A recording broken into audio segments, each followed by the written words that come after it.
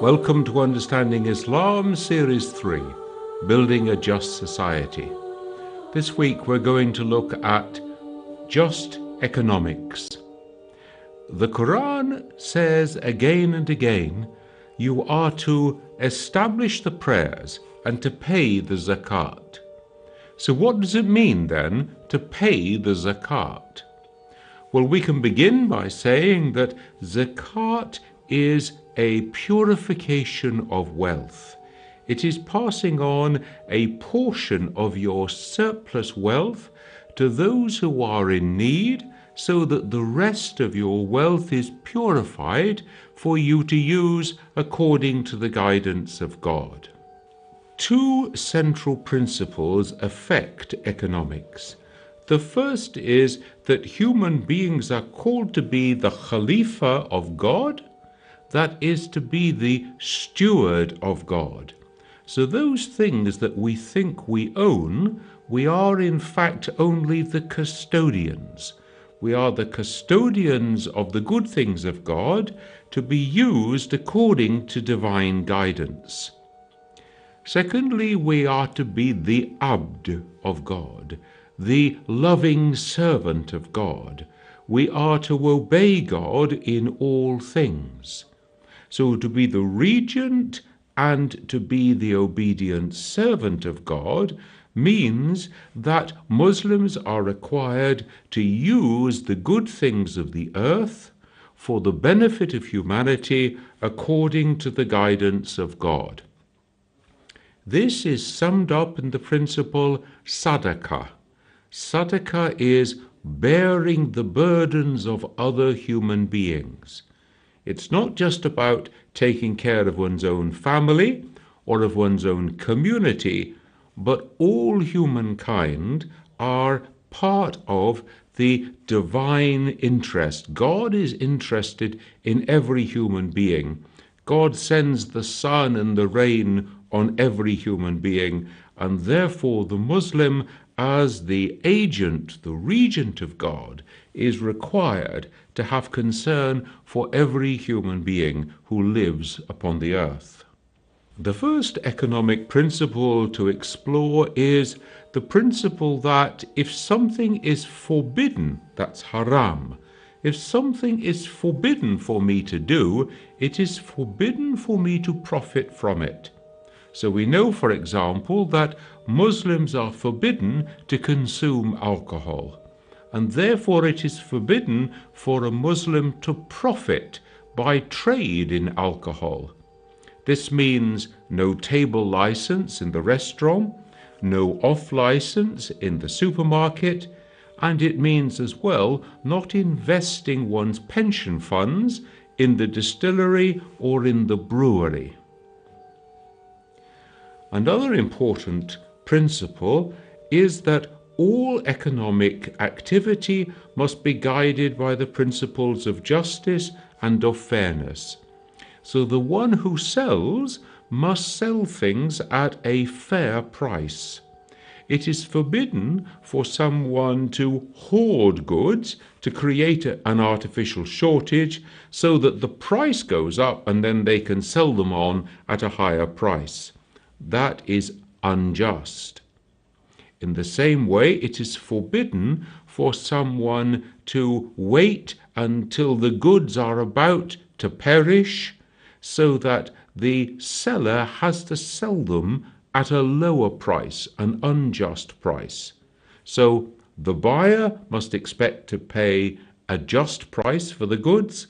The seller must charge a just price for the goods.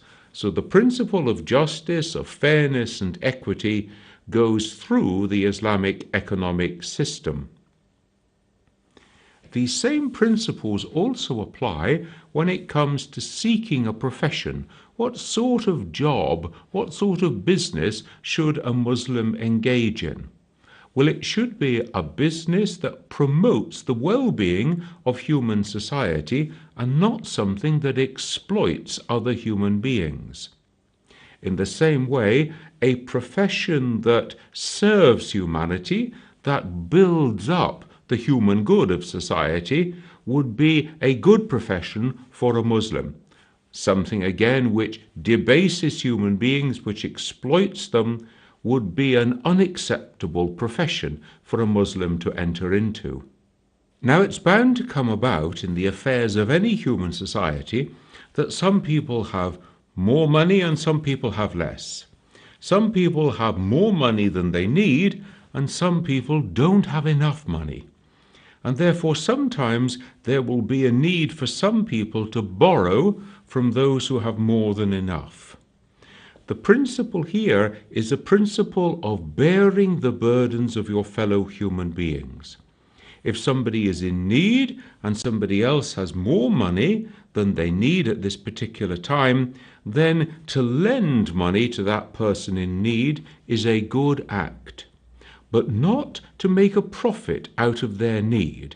That would be to exploit them. So the interest-free loan is a central part of Islamic economics. This is a way of those who have more than they need to help those who need a loan without exploiting them. So the person must pay the loan back in full on the agreed date, but there should be no exploitation, no extra profit or benefit to the person who lent the money. Now you can see immediately that this is worked out on a basis that money is a stable, fixed commodity. It is built on a solid asset like the gold standard, so that money is always worth the same amount. It buys the same amount of goods. And therefore there's a discussion amongst the Muslim scholars that when you have a time of inflation, should the borrower pay back the exact numerical amount, or should that be increased in order to take account of the way that money has devalued during the intervening years, so that it should have the same buying power? And Muslim scholars will discuss this question. Another essential economic principle is that there can be no gain without risk. I cannot make money without exposing it to a proportionate amount of risk. So if I am to take an investment in a business, for example, I have to take an equity investment so that my investment is exposed to a certain proportion of risk. Now, this is different from taking a standard bank loan.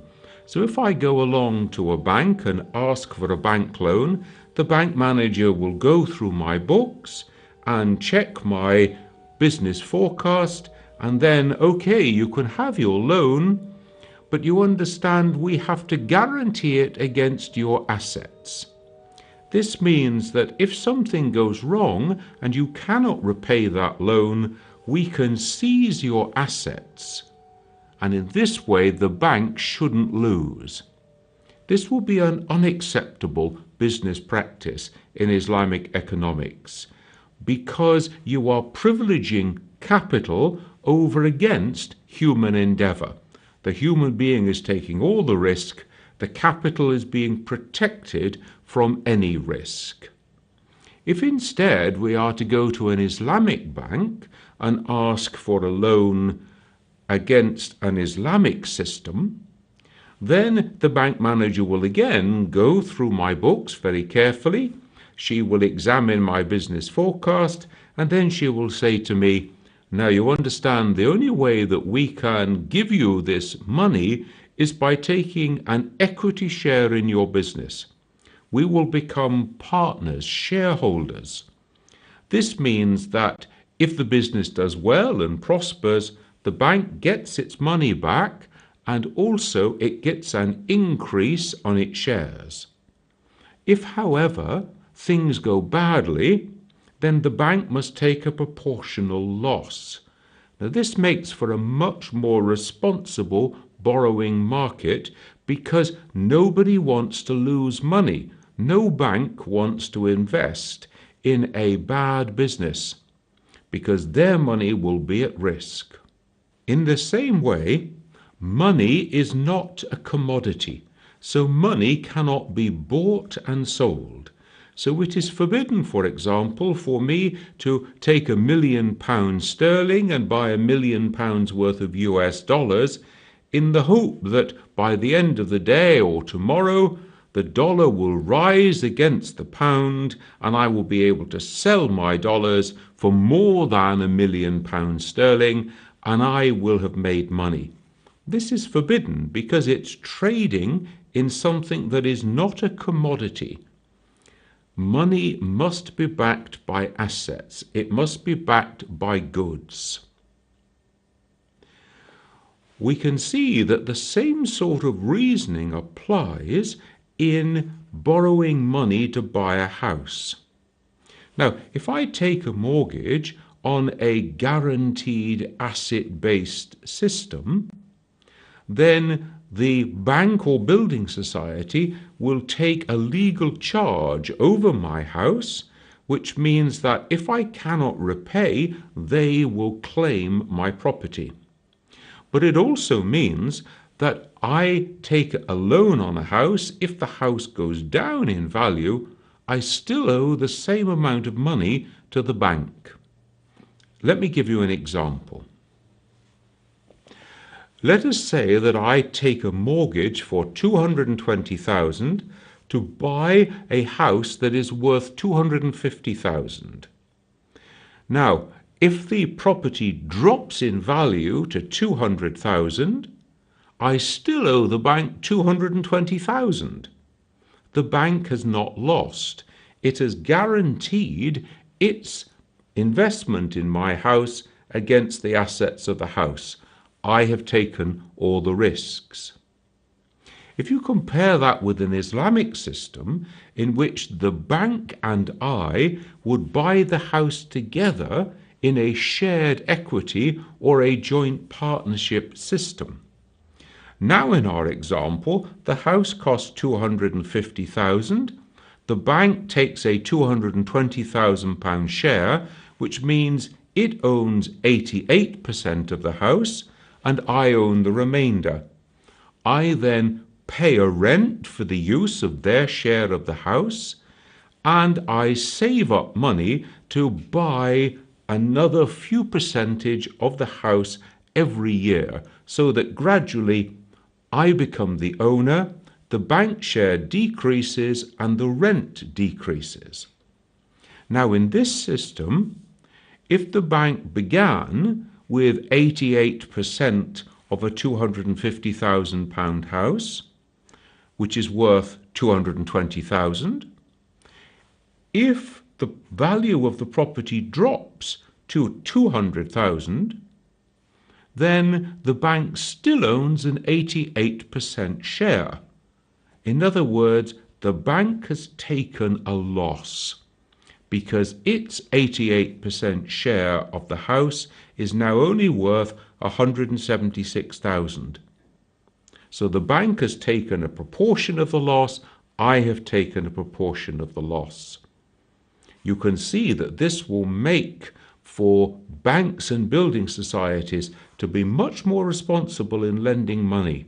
It's in nobody's interest to see rapid inflation or decrease in the cost of housing, because then their money will be at risk, the same as the house buyers.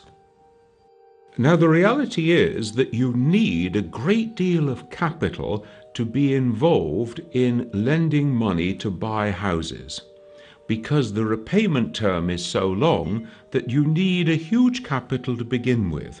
So there isn't enough money available in the market for all the Muslims who would want to take an Islamic mortgage. Therefore, the question comes, is it permissible to take an ordinary repayment mortgage to buy a house in a country like Britain, in which everybody owns houses? Or must a Muslim carry on renting because taking such a mortgage is forbidden? Well, some Muslim scholars in Britain have given the guidance that in order to house your family, it is permissible to take a repayment mortgage because you've no other real choice about housing your family adequately and with respect. But they then give 5 principles, 5 things that you should consider. First of all, you can only do this for your principal residence. You can't do it to buy a second home, because only the higher ethical demand of housing your family makes it an acceptable practice. Secondly, the house that you buy should be adequate for your family, but it doesn't need to be luxurious. Thirdly, you should take the loan for the shortest possible number of years that you can manage, so that you don't get into the debt culture of constantly living in debt, constantly looking for credit. Fourthly, you should seek to borrow the smallest possible amount. In other words, you should go around amongst family and friends and try to amass a deposit through interest-free loans that reduces the amount that you need to borrow from an interest-based mortgage system. And finally, it can only be a simple repayment mortgage. You shouldn't be seeking to profit out of it, for example, with an endowment mortgage. Now, some Muslims living in a country like Britain will take that guidance and say, yes, that seems right to me before God, and I will do that. Other people will say, no, I'm sorry, that still doesn't seem right. I won't follow that guidance. I don't believe that that's the right way to go according to the guidance of God.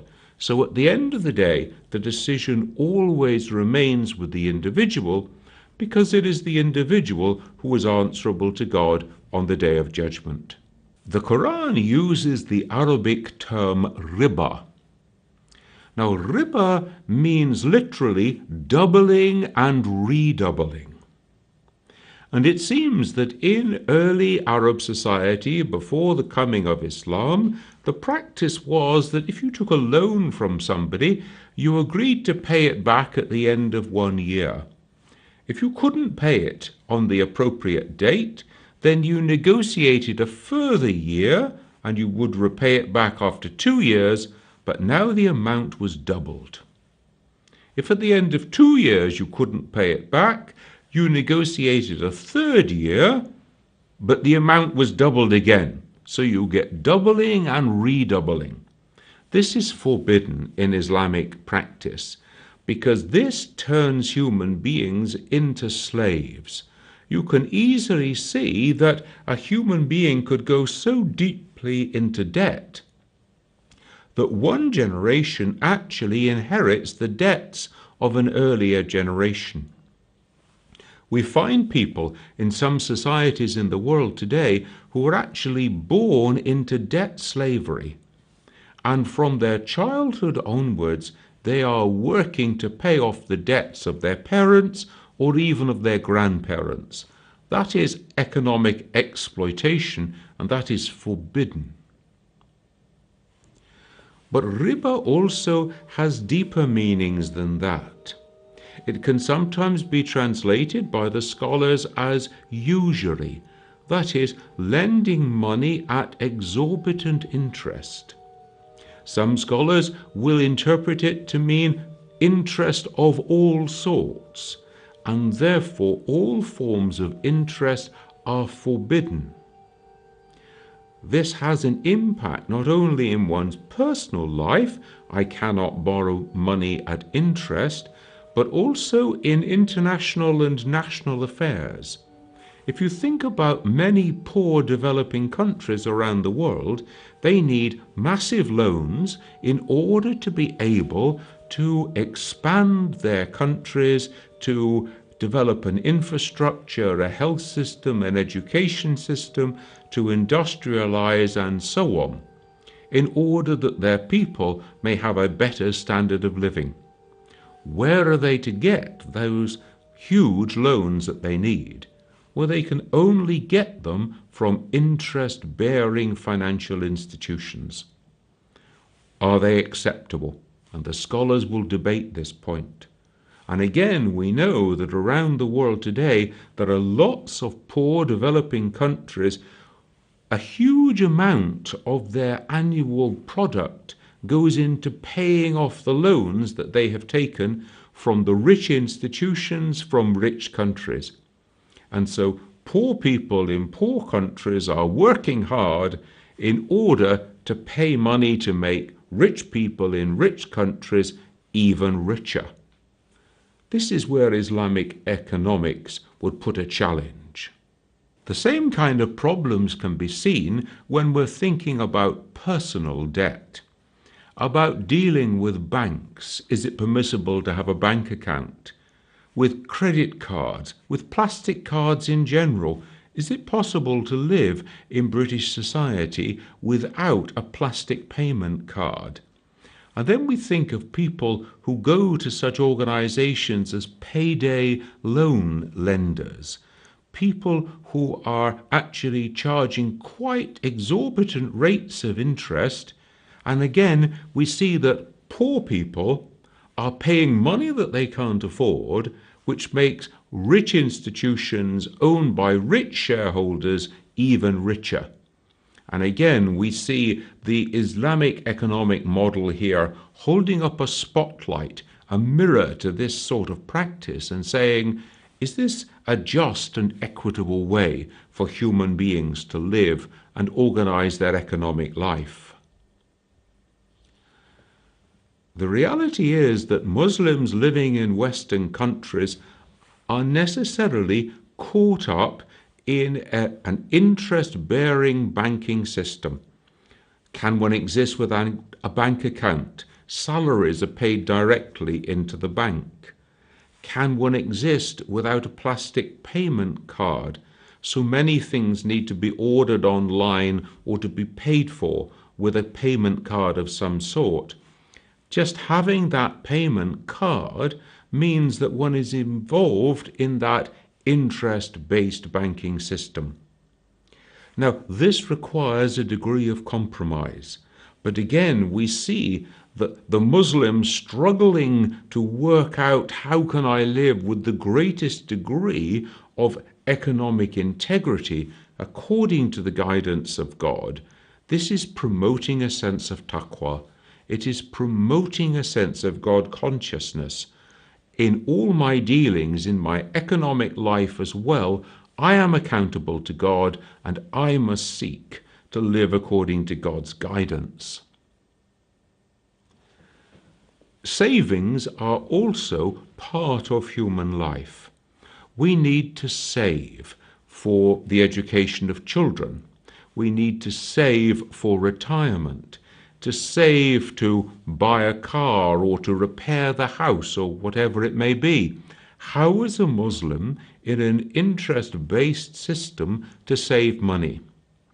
Well, the answer that has been devised is through investment, because one can only invest in those things that are ethically acceptable, and therefore one sees ethically screened investments like unit trusts and bonds.